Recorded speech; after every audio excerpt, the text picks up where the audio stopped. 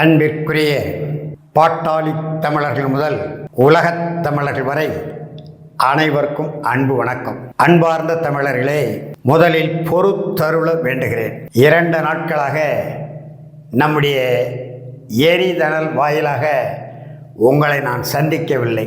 அகவையோ 66 ஆகையினாலே சற்று கூடுதலான அலைச்சல், மன உளைச்சல், உடல்நிலை தளர்வு ஆகையினாலே பேச முடியவில்லை. அது போகட்டும்.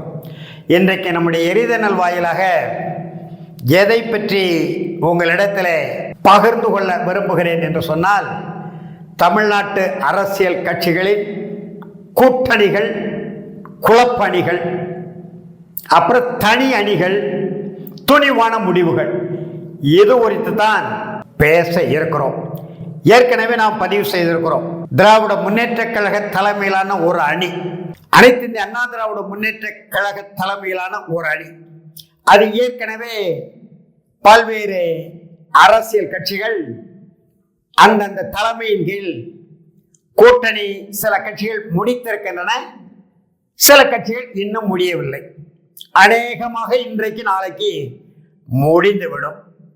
கூட்டணியில் இல்லாத கட்சிகள், குறிப்பாக தென் மாவட்டங்களிலே தேவேந்திரகுல வேளாளர் சமுதாய மக்களிடையே ஒரு வலிமையான கட்சியாக இருக்கக்கூடிய புதிய தமிழகம் கட்சி, மருத்துவ மதிப்புக்குரிய ஐயா கிருஷ்ணசாமி 2024ஆம் ஆண்டு தனித்தே நின்றார். ஆனால் அந்தோ பரிதாபம், 2 முறை சட்டமன்ற உறுப்பினராக தேர்ந்தெடுத்த அந்த தொகுதி மக்கள் குறைந்தது 2வது இடமாக கொடுத்திருக்கலாம், அதையும் தாண்டி 3வது இடமாவது கொடுத்திருக்கலாம். ஒரு 22,000 வாக்குகள் பெற்று அவர் 3வது இடத்தை பெற்றார் என்றால் சரி என்று ஏற்றுக்கொள்ளலாம். ஆனால் நாம் தமிழர் கட்சி 22,000 வாக்குகளை பெற்றது ஒட்டப்பிடாரம் தொகுதியிலே. நாமெல்லாம் நாம் தமிழர் கட்சிக்கு தான் ஆதரவாக அந்த நேரத்திலே கருத்தியல் பரப்பல் வேலைகளை செய்தோம். ஆனால் ஐயா கிருஷ்ணசாமி அவர்கள் வெறும் 6,000 வாக்குகள் வாங்கினது ஒரு மிகப்பெரிய வருத்தத்தையும் அந்த கட்சிக்கான சரிவையும் காட்டியது. அதற்கு பிறகு நம்முடைய தம்பி, அதாவது குத்தாடி என்று நான் சொல்வேனே, நம்முடைய தம்பி விஜய் அவர்கள் களத்திலே, அரசியல் களத்தில் இறங்குவதற்கு, கட்சி தொடங்குவதற்கு செந்தமிழர் சீமான் அவர்களிடத்திலே 16 முறை சந்தித்து பேசி தேவையான செய்திகள் எல்லாம் சீமானிடமிருந்து கறந்து கொண்டு தனி கட்சி தொடங்கினார், தமிழக வெற்றி கழகம் என்று. அப்பொழுது மருத்துவர் ஐயா கிருஷ்ணசாமி அவர்கள் ஒரு கோரிக்கை வச்சிருந்தார். இனிமேல் கூட்டணி ஆட்சிகள் என்றால் அதிகார பகிர்வு. விடுதலை சிறுத்தைகளின் கட்சி தலைவர் எழுச்சி தமிழர் தம்பி தொல் திருமாவர்கள் கூட நாங்கள் எல்லாம் முதலமைச்சராக முடியாதா என்று ஒரு கூக்குரல் எழுப்பினார். ஆனால் அவருடைய கூக்குரலுக்கு ஆதரவாக கருத்து சொன்ன ஒரே கட்சி சமூக நீதி சமநீதி காவலர் தமிழின போராளி மருத்துவர் ஐயா தலைமையிலான பாட்டாளி மக்கள் கட்சி மட்டும்தான். ஆனால் அவருடைய, அதாவது தொல் திருமாவளவன் அவருடைய அந்த கருத்திற்கு ஆதரவு இல்லை என்பதல்ல, மறைமுகமான எதிர்ப்பை வெளிப்படுத்தியதான் திராவிட முன்னேற்ற கழகமும் அதன் கூட்டணியில் இருக்கக்கூடிய காங்கிரஸ் கட்சியாக இருந்தாலும் சரி, அல்லது கம்யூனிஸ்ட் கட்சிகளாக இருந்தாலும் சரி. நியாயமா கம்யூனிஸ்ட் கட்சிகள் அதை ஆதரித்து செய்திகள் கொடுத்திருக்கணும், ஆனால் எவரும் கொடுக்கவில்லை. அவர்களெல்லாம் தோழமை அமைப்பாக, நட்பு ஆற்றல்களாக யாரு, என் தம்பி தொல் திருமாவளவன் ஏற்றுக்கொண்டார். ஆனால் ஆதி தமிழ் குடியை சார்ந்த பட்டியல் பிரிவு தமிழர் ஒரு முதலமைச்சராக வருவதற்கு முதல் ஆதரவு நாங்கள் கொடுப்போம் என்று சொன்ன பாட்டாளி மக்கள் கட்சி தமிழின போராளி மருத்துவர் ஐயா அவர்கள் தம்பி தொல் திருமாவளவனுக்கு பகை ஆற்றலாக, இதை விட வெட்கக்கேடு வேற ஒன்றுமில்லை. அது போகட்டும். எந்த நிலையில தம்பி விஜய் அவர்களுக்கு ஆதரவாக கருத்துக்களை பகிர்ந்து வந்தார் நம்முடைய மருத்துவர் ஐயா கிருஷ்ணசாமி அவர்கள். பிறகு என்னமோ தெரியவில்லை, அந்த கருத்தை அவர் ஒரு 2 மாத காலமாக வெளிப்படுத்தவில்லை. பல்வேறு அணிகளோடு அவரே சொல்லி இருக்கிறார், எங்களுக்காக எல்லா கூட்டணி கதவுகளும் திறந்து இருக்கின்றன. எந்த கதவுன்னு சொன்னா நல்லா இருக்கும். திருப்பி திருப்பி ஊடகவியலாளர் கேட்கிறாங்க. ஆனாலும் அதற்கு மருத்துவர் கிருஷ்ணசாமி அவர்கள் எல்லா கதவும் ஆங்கிலத்திலே சொல்லுகிறார். ஆனால் வேறு வழி இல்லை. இன்றைக்கு தனித்தே களமாடுகிறோம் அறிவித்து விட்டார். முடிந்து போச்சு. எத்தனை தொகுதி வெல்லுகிறார் அல்லது வீழ்கிறார் அல்லது வெற்றி பெற இருக்கக்கூடிய வேட்பாளர்களை, அரசியல் கட்சி வேட்பாளர்களை வீழ்த்துகிறார் என்பது பராக பார்ப்போம். ஒரு துணிச்சலான முடிவை எடுத்து விட்டார். அதே போல என் தம்பி முத்தமிழன் வேல்முருகன் அவர்கள் திராவிட முன்னேற்ற கழகத்தின் சின்னத்தில் போட்டியிட்டு வெற்றி பெற்றாலும் கடந்த 5 ஆண்டு கால சட்டப்பேரவையிலே தமிழ் மொழிக்காக, தமிழ் இனத்திற்காக, தமிழ் நாட்டிற்காக, ஈழத் தமிழர்களுக்காக, புலம்பெயர் என்று சொல்லக்கூடிய உலக தமிழர்களுக்காக ஓயாது குரல் கொடுத்தார், போராடினார். இன்றைக்கு நாம் தமிழர் கட்சியில் இருந்து விலகி சென்ற பேராற்றல்கள் எல்லாம் நம்முடைய தம்பி முத்தமிழன் தி வேல்முருகன் தலைமையிலே இணைந்து சென்னையிலிருந்து குமரி வரை அவருடைய கட்சியை சற்றே வலிமைப்படுத்தி இருக்கிறார். ஏன் ஒரு 3 சீட்டு கொடுத்தா என்ன? திராவிட முன்னேற்ற கழகம் முழுக்க முழுக்க சமூக நீதிக்கு எதிரான பிரேமலதாவுக்கு, அவருடைய தம்பி சுதீஷுக்கு எதற்கு மாநிலங்களவை? ஒவ்வொரு தமிழரும் கேட்க வேண்டிய கேள்வி முதலமைச்சர் மு க ஸ்டாலினை பார்த்து, அப்படியானால் உங்களுக்கு என்ன தெலுங்கு பாசமா, திராவிட முகமூடியா கேட்கணும் தமிழர்கள். அந்த வகையிலே தம்பி வேல்முருகனுக்கு ஒத்தை சீட்டு. நிக்கிறாருன்னா நெல்லுங்க, இல்லைன்னா வெளியேறுங்க. வெளியேறி விட்டார் தம்பி. வெளியேறி 234 தொகுதிகளிலும் தனித்தே களமாடுகிறேன் என்று பேரறிவிப்பு, அதாவது தமிழக வாழ்வுரிமை கட்சியினுடைய பிரகடனமாக அவர் நேற்று சொல்லிவிட்டார். இந்த நிலையில் புதிய தமிழகம் தனித்து இயங்குகிறது, நிற்கிறது. அன்பு தம்பி தி வேல்முருகன் தலைமையிலான தமிழக வாழ்வுரிமை கட்சியும் ஒரு துணிவான முடிவெடுத்து, எத்தனை தொகுதின்னு அறிவிக்கல, ஒருவேளை 234 என்று சொல்லி இருக்கிறார். 234 வேட்பாளரை போக ஒரு நிலை வந்தாலும் வரலாம். அப்படி வரும்போது சரி பார்த்துக் கொள்வோம்.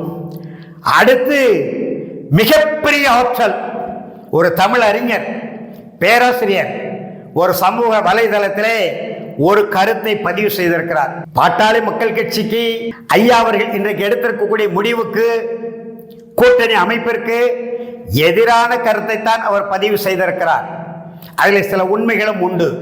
அதே நேரத்தில் நடுநிலையோடு ஒரு கருத்தை பதிவு செய்திருக்கிறார்.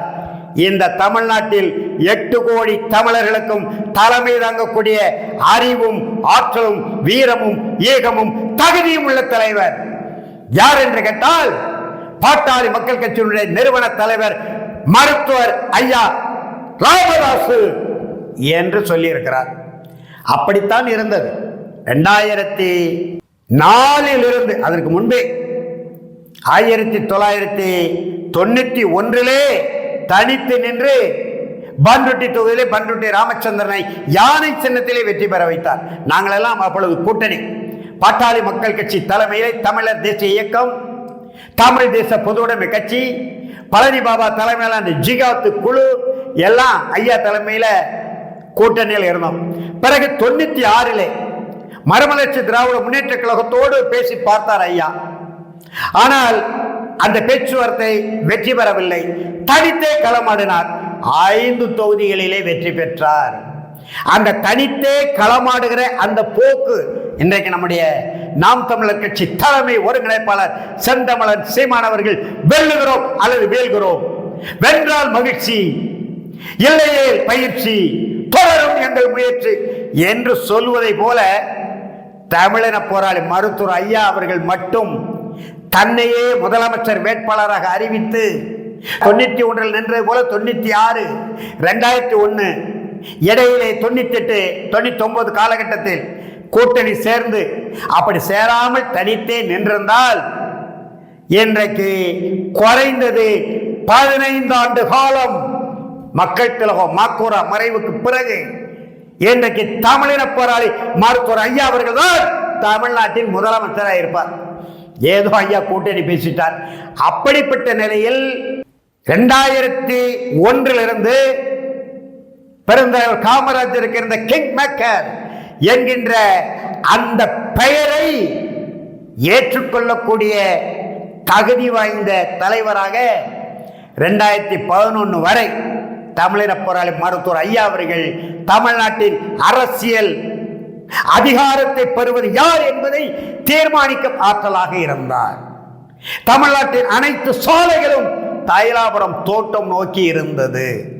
ஆனால் கெடு வாய்ப்பு, குறிப்பாக 2009க்கு பிறகு, அதிலேயும் குறிப்பாக ஒன்றிய மக்கள் நலவாழ்வுத்துறை அமைச்சராக இருந்த மாண்புமிகு அன்புமணி அவர்கள் பாட்டாளி மக்கள் கட்சியின் அதிகாரத்துக்கு வந்த பிறகு, ஆளுமையை கையில் எடுத்த பிறகு தொடர்ந்து வீழ்ச்சி.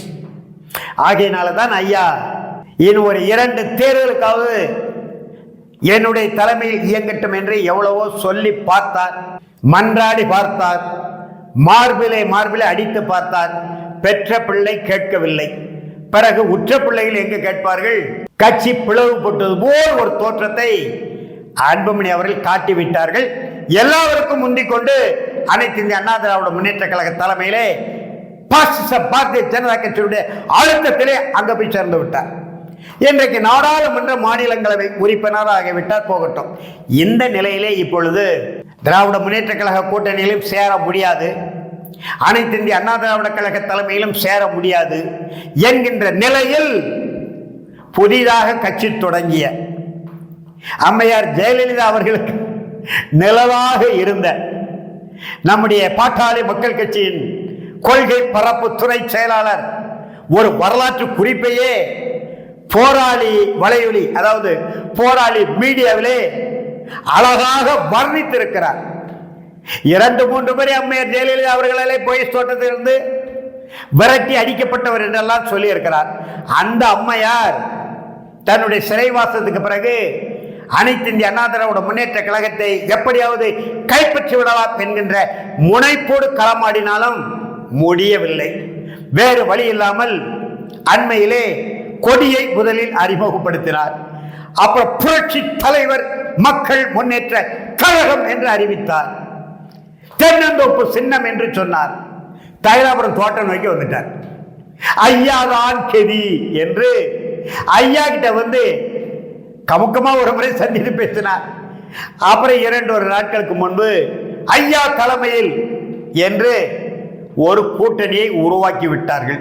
அந்த கூட்டணி வெற்றி கூட்டணி என்று எங்க ஐயா அறிவிச்சிருக்கிறார். அது வெற்றி கூட்டணியா அல்லது வெல்ல போகிறவர்களை வீழ்த்துகிற கூட்டணியா என்பதை பாட்டாளி உறவுகளே, தமிழ்நாட்டு தாய் தமிழ் சொந்தங்களே, உலக தமிழர்களே, 2026 ஏப்ரல் திங்கள் 23ஆம் நாள் அடுத்த 5 ஆண்டின் தலையெழுத்தை தமிழ்நாட்டு வாக்காள பெரும்படி மக்கள் 5 கோடிக்கும் மேற்பட்ட தமிழர்கள் தீர்மானிக்கிறார்கள். வெல்லுவது ஏற்கனவே ஆண்ட கட்சியாக இருக்கின்ற திராவிட முன்னேற்ற கழக கூட்டணியா அல்லது நாங்களே வருவோம் என்று மாறுதட்டுகின்ற பழனிசாமி தலைமையிலான அண்ணா திராவிட முன்னேற்ற கழக கூட்டணியா அல்லது வெற்றி கூட்டணி என்று அறிவித்திருக்கக்கூடிய தமிழின போராளி மருத்துவர் ஐயா அவர்கள் தலைமையிலான பாட்டாளி மக்கள் கட்சி, அனைத்து இந்திய புரட்சி தலைவர் மக்கள் முன்னேற்ற கழகம் இணைந்துள்ள கூட்டணியா என்பதை முடிவு செய்யும் நாள் ஏப்ரல் 23. உங்களைப் போல் நானும் காத்திருக்கிறேன். வெற்றி யாருக்கு என்பதை காலமும் களமும் முடிவு செய்யும். நன்றி, வணக்கம்.